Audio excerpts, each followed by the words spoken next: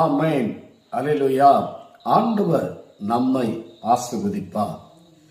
இந்த உபவாசத்துடைய பகுதியில் செய்து கொண்டிருக்கும் போது சங்கீதம் 126:4 பகுதியை ஆண்டவர் வாக்குத்தத்தமாய் தந்தார். கர்த்தாவே, தெற்கத்தி வெள்ளத்தை திருப்புவதை போல எங்கள் சிறையிருப்பை திருப்பும் என்று வேதம் சொல்லுகிறது.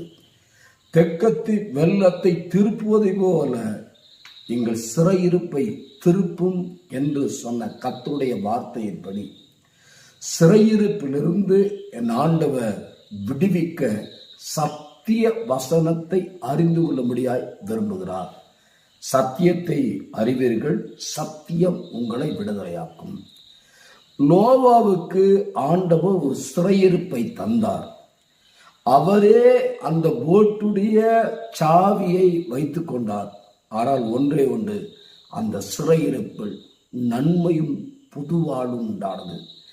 பிசாசு கொண்டு வருகிற சிறையிருப்பு மனவேதனையும் மன உளைச்சலையும் மன சங்கடங்களையும் கொண்டு வருகிறதாய் இருக்கிறது.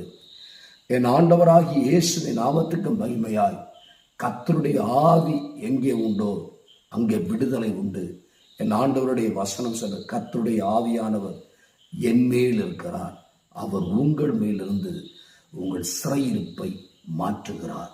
பாவத்தின் சிறையிருப்பு, சாபத்தின் சிறையிருப்பு, கடனுடைய சிறையிருப்பிலிருந்து என் ஆண்டவர் உங்களையும் எல்லாரையும் விடுவிக்க விரும்புகிறார்.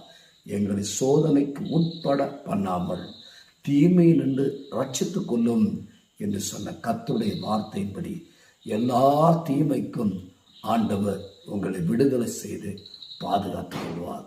ஆமென். அல்லேலூயா.